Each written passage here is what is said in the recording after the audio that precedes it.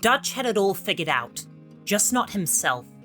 The tragedy of Red Dead Redemption 2 isn't that Dutch was wrong about the world, it's that he was right and still became the villain of his own story. That perception he had of a burgeoning America was spot on, a world that tricked the poor into giving away all their freedom to the rich. But the poor didn't care, because they had money for the first time, not even enough to feed their children, but it was still a small guarantee of food instead of having to rely on hunting. This was long before the times of politicians fighting for workers' rights, as the masses didn't object to what we can now see was abuse. So with no one left to turn to or anyone to hear his message, he rejected modernity and formed his posse. Finally, he'd found the people willing to listen, the like-minded folk who understood the world as he did, and that was the problem. He's the only one who understood. People like Javier, John, Micah, and Bill didn't join the Van der Linde gang out of some idealistic sense that they'd escape the throes of capitalism. They did it for survival. They thought they were criminals trying to find a way to survive. Dutch thought they were pioneers who would pave the way for others to follow them and revolt against the tyranny of consumerism. Dutch is the type of villain who believes he's the hero because he was. His capable demeanor and famous plans had saved the gang at nearly every turn.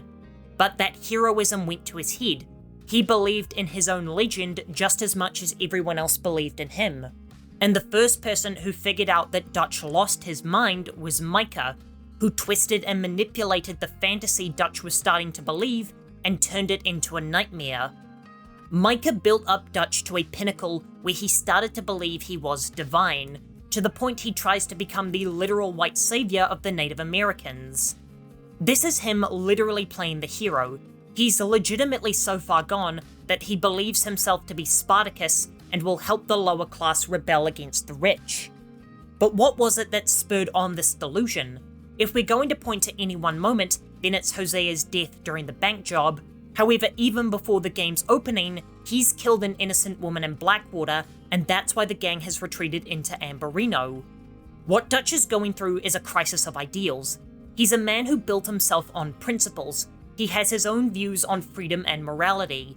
He envisions a life built on loyalty and brotherhood, where you build yourself through individualism and self-reliance on your own groups. Someone who views the government as nothing more than a tool to empower the rich. Basically, an eloquent Ron Swanson. But like all the dreams we have in our youth, they're quickly crushed by the oppressive force of reality, and we forget about them. But there are two key differences in Dutch's case. The first is that he chooses not to give up on his dream, and two, he's just missed an era where his dream would have been possible. The entire western frontier was built on Dutch's ideals, which he no doubt inherited, but he was born a few years too late to achieve his goal, and the settlement of society has rendered his dream unattainable. To draw a parallel, this is like me hoping to own a house one day. I realise now that I never will, but if I had been born 15 years earlier, I might have had enough for a two-person home.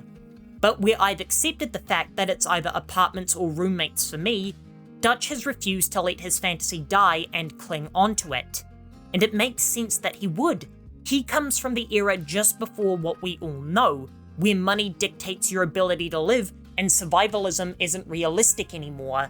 In his time, dreams weren't something you just gave up on because there was no class system to get in your way. But what he realizes before anyone else is that capitalism marks the end of the era of dreams. Once we go down this road, most of us are giving away all of our ambition for eternity. And that's the thing he can't accept. That's what causes him to fade into his own fantasy, because he saw the direction the world was heading in and he knew there was no saving it. So he escaped into his own, where he could live his life of freedom and escapism, fighting back against forces so powerful they persist and thrive to this day. And like all earth-shattering realizations, it takes time for it to set in. The first sign is at the start of the game when he kills the Blackwater woman, and it ends when he watches the one man who kept him anchored to reality be butchered by the system that's taking away the dreams of humanity. Micah, rat that he is, catches onto that snapping point and begins to guide Dutch through the haze, and causes him to turn against his family, leaving him a broken, misguided mess that runs off to live in his dream world until years later, John can finally put him out of his misery. For more Red Dead essays, here's one about how the game gets away with being so indulgent, and I'll be back in 2 days.